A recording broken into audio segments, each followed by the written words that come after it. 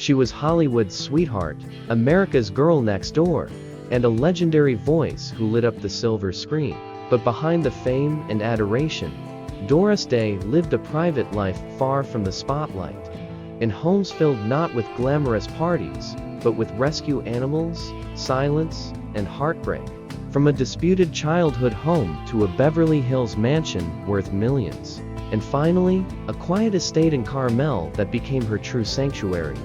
This is the untold story of Doris Day's abandoned houses, her tragic death, and the net worth she left behind. Doris Day wasn't just an actress, she was a cultural phenomenon, a singer, performer, and humanitarian who became a beloved icon of the 20th century. Her sunny smile and crystal-clear voice brought joy to millions across the globe. But as dazzling as her public image was, Doris Day chose to end her life in the most private way imaginable. In May 2019, the world mourned the loss of this legendary star. Yet, in true Doris fashion, there were no public memorials, no star-studded farewells, no grave marker. It was a silent exit, just as she had wished. Her death at the age of 97 marked the end of an era, but it also raised questions. What did she leave behind? And what happened to the homes that once echoed with her voice? On May 13, 2019, the Doris Day Animal Foundation released a statement confirming her death. She had passed away peacefully at her home in Carmel Valley, California, surrounded by those she loved most, her animals. The cause of death was pneumonia, a serious yet common illness that becomes deadly in the elderly. What shocked fans even more than her passing was the way Doris chose to be remembered. Or rather, not remembered. As per her own request, there were to be no funeral services, no public memorial, and no grave marker. It was a stark contrast to the grandeur and spectacle often associated with Hollywood legends. This decision wasn't made on a whim.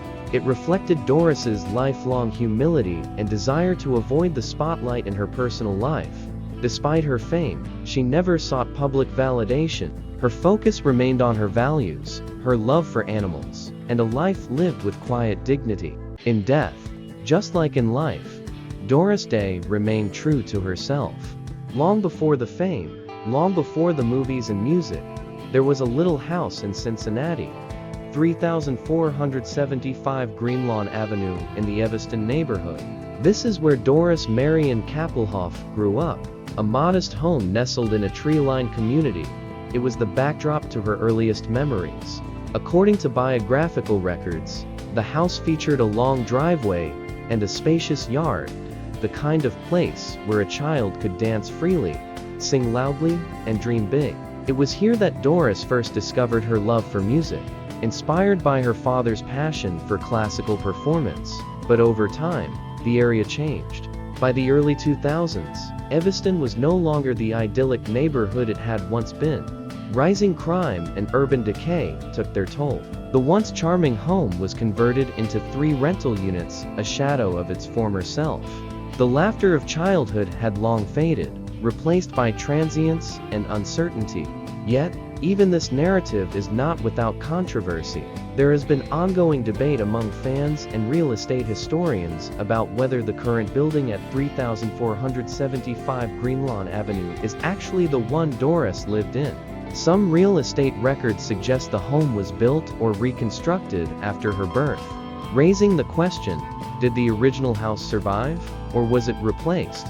This uncertainty hasn't stopped admirers from viewing the location as a symbolic landmark.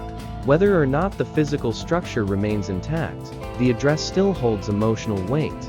For fans, it represents the humble roots from which a superstar emerged.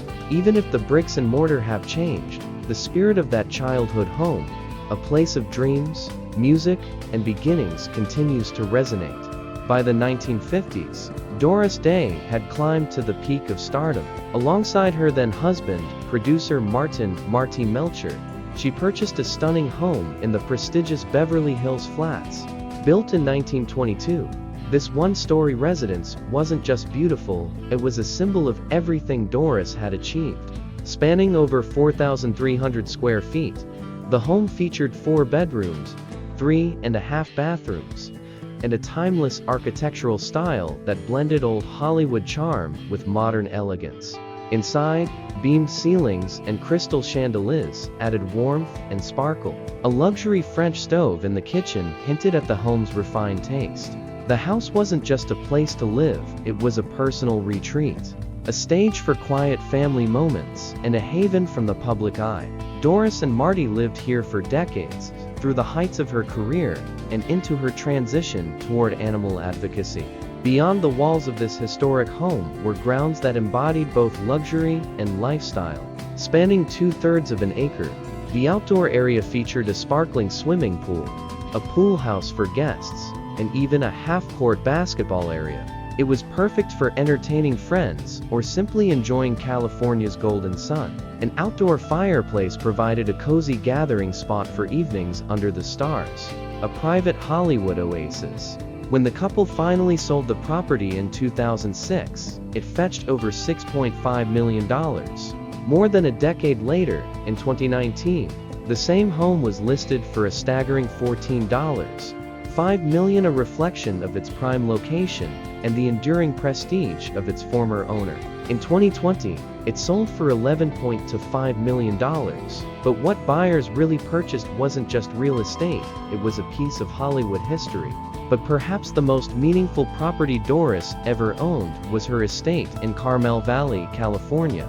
In 1981, she moved into a sprawling 8.62-acre compound that would become her forever home. Designed with her then-husband, Barry Comden, the estate was built over 3 years with incredible attention to detail.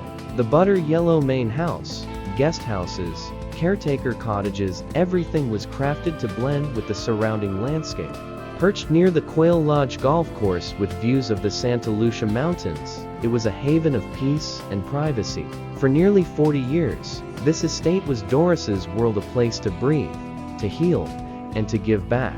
What truly made this estate special wasn't its size or luxury, it was its heart.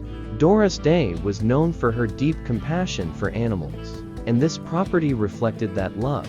She shared the home with dozens of rescue pets, often more than a dozen dogs at a time. She installed a 100 square foot enclosed cattery for her cats and had a separate dog care area with its own kitchen, where she personally cooked meals like turkey meatloaf for her furry companions. The house was filled with light, laughter, and unconditional love. A spiral staircase from The Doris Day Show added a nostalgic touch, while stone fireplaces warmed the cozy interiors. This wasn't just a celebrity home, it was a living, breathing reflection of Doris's soul. When the estate was sold in 2021 for $5.7 million, every penny went to the Doris Day Animal Foundation. Her final gift to the world wasn't diamonds or dollars, it was compassion.